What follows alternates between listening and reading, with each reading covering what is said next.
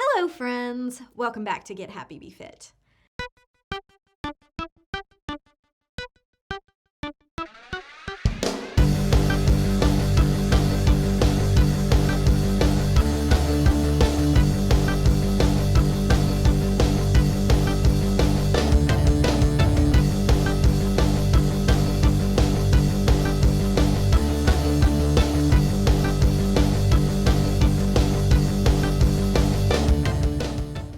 I've talked before about how statistically, even though the USA is considered the fattest country in the world, our problem as a country is not losing weight, it's keeping it off. As a country, we lose an astronomical amount of weight every year. The problem is that the vast majority of people who have lost weight also gain it back. I've talked a lot about metabolic adaptation and the role that that can play in this, but today we're going to talk about two specific circumstances that I think trip a lot of people up when it comes to keeping the weight off.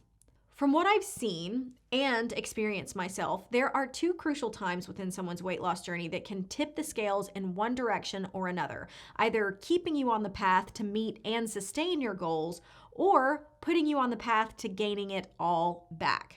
The first one is when you get burnt out, especially if you're crash dieting and completely eliminating entire food groups or foods you love and pushing too hard in the gym, specifically jumping right into, 5 or 6 days a week of working out when you're starting from scratch and haven't even been working out 1 day a week. This type of practice usually leads to some great results in the beginning, but because you don't have balance and haven't slowly progressed your exercise level over time, what you're doing is not sustainable. So as soon as you hit a plateau, your willpower wanes and it no longer feels worth the effort, so you quit.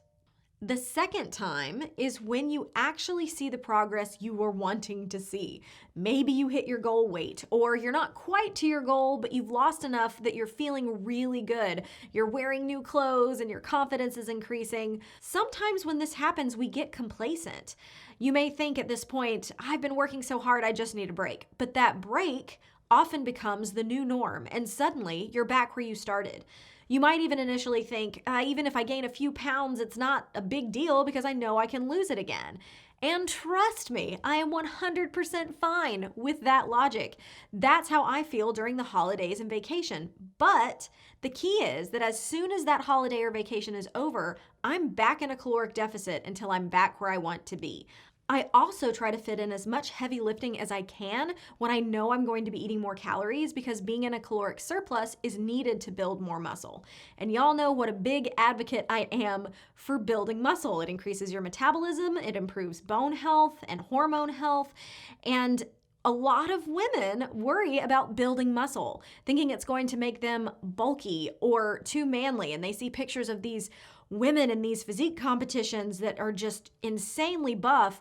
But y'all, it's so freaking difficult and time consuming to build that kind of muscle. And a lot of times it takes steroids to get there. You're not going to get the muscles of a bodybuilder by accident. It takes years and years of strategic training and nutrition. So if that's something you're worried about when it comes to building muscle, stop it. Weight loss is all about energy balance. So calories in versus calories out. Calories are energy. They are what we need to survive. Being in a caloric deficit is literally the only way to lose weight. So if you're losing weight, you are in a caloric deficit. Usually that takes a combination of exercise to increase the amount of calories you're burning on a daily basis and consuming less calories than you were. You don't have to stay in a caloric deficit once you reach your goal, but you can't go back to eating the way you did before you lost the weight. This is because our bodies only need as much energy as it takes to fuel our bodies at their current size. Essentially, the more you weigh, the more calories or energy it takes to sustain that weight. And the less you weigh, the less energy or calories it takes to sustain that weight. Your maintenance calories are going to be different than they were when you were heavier. It will probably take a little bit of trial and error to find out what your maintenance range is, especially if you aren't counting calories. I know a lot of people hate counting calories, but for me, it is essential and extremely helpful because I can always see the amount of calories I'm eating and what my body is doing in conjunction with the amount of calories I'm eating. That doesn't mean finding maintenance isn't doable. If you're not counting, it will just be much more of a challenge, not only to find what your maintenance is, but to know on a daily basis that you are doing what you need to do to stay within that range. If you want to reach a weight loss goal and sustain it, you have to make a commitment to this way of life and decide that it's normal. You decide that this is who you are, someone who is conscious of what they're eating and doing, whether you're counting calories or not. You don't have to obsess over it to be aware of it. You don't have to stress about every pound, but you do have to be aware of it.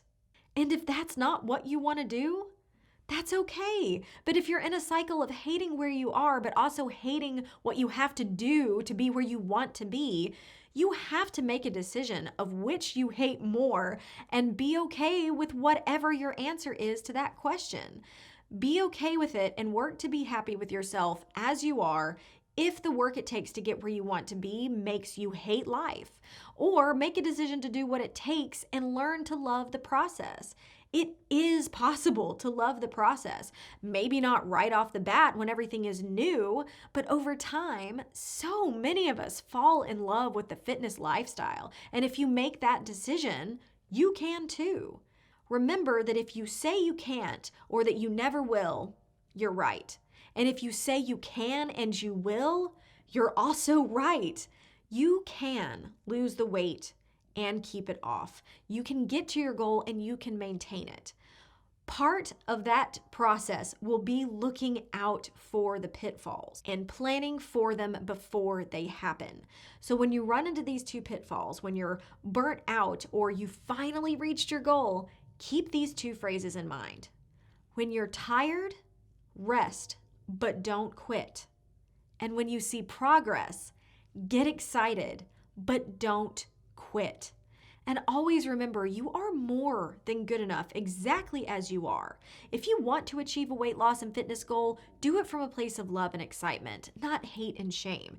It's okay to want to change things about your appearance, but always work to find love and appreciation for your body exactly as it is.